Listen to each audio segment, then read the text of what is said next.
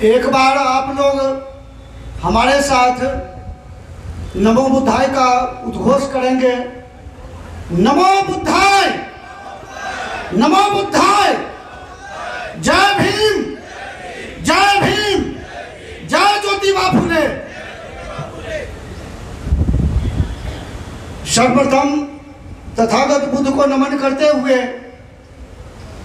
ज्योतिबा फुले, बाबा साहब, सम्राट अशोक, ऐसे महापुरुषों का मैं नमन करता हूं।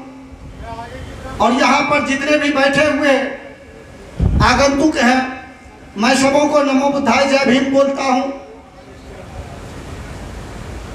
ज्योतिबा फुले कलम कसाई शब्द का उल्लेख किए थे।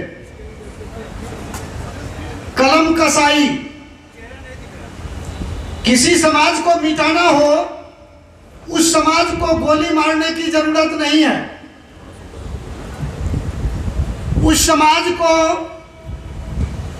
इतिहास मिटा दो, क्योंकि इतिहास से प्रेरणा मिलती है, प्रेरणा से जागृति मिलती है, जागृति से समाज जागरूक होता है और जागरूक समाज अपना राजा बनाता है।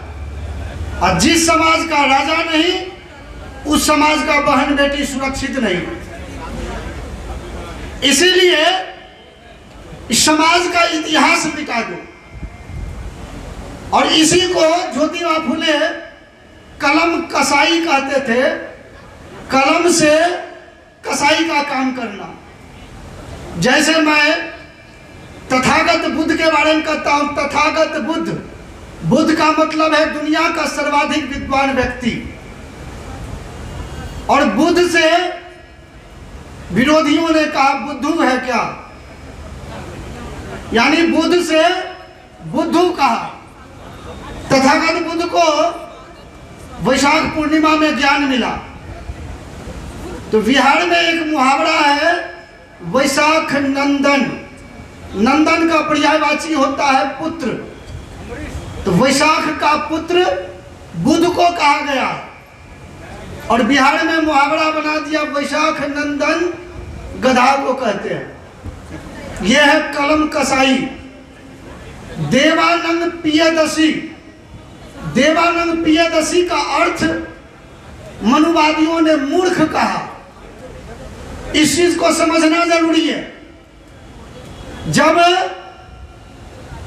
परमाणु विस्फोट किया गया, उसका नाम रखा बुद्ध मुस्कुराए। जरा सा सोच करके देखिए, परमाणु विस्फोट हो गया तो बुद्ध मुस्कुराएंगे। यह है कलम कसाई। मुहावरा जो है, कहा जाता है धरती शेष नाग पर टिका हुआ है। शेष नाग, शेषु नाग वंश था, जिसकी राजधानी थी वैशाली।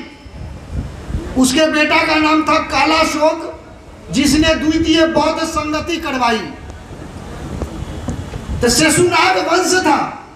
मनुवादियों ने शेषुनाग वंश को मुहावरा में कह दिया धरती शेष नाग पर टिका हुआ है। नाग का मतलब है सांप। सांप नहीं है, वो शेषुनाग वंश है। कर्नल जेम्स टाइट की हिस्ट्री है, उसमें लिखा हुआ है मौर्य लोग जो थे वो तक्षक नागवंशी थे। नागवंश है, इसलिए बिहार में, यूपी में नाग पंचमी की पूजा होती है। वो नाग जो है ना, सांप नहीं था। उस दिन बौद्ध भिक्षु नागवंशी को पंचशील की दीक्षा देते थे और इसको दूसरे तरफ में भटकाया। 22 शब्द हमारे घर के महिलाओं को सम्मानजनक सूचक, सम्मान सूचक शब्द लगता था। जैसे Savitri by, Jyoti by, Ahilya Bai. 22 शब्द जो है सम्मानजनक सूचक शब्द। और इसको 22 शब्द को कहने लगा बाई जी का नाच देखने चलो। यह है कलम कसाई। इस चीज को समझिए, कलम कसाई। गुरु गोरखनाथ थे। नाथ संप्रदाय जो है वो तिब्बत की बौद्ध धर्म की एक शाखा थी। इसलिए नाथ संप्रदाय वाले तिब्बत की बौद्ध धर्म की एक शाखा है। और उसमें घुस कर करके उस सारे सिस्टम को बदल दिया। ये है कलम कसाई। गुरु गोरखनाथ के बारे में भी मुहावरा है, गोरख धंधा छोड़ दे, गोरख धंधा छोड़ दे। इसका मतलब क्या? गुरु गोरखनाथ उल्टे काम करते थे। ये है कलम कसाई, गोरख धंधा छोड़ दे। इसलिए महात्मा बुद्ध जो है इनको कलम कसाई कहते थे। जब तक आप इस चीज को नहीं समझेंगे तब तक आप जो है सच्चा इतिहास नहीं जान पाओगे। और सच्चा इतिहास जानने के लिए आपको स्वयं चिंतन करना पड़ेगा, मनन करना पड़ेगा।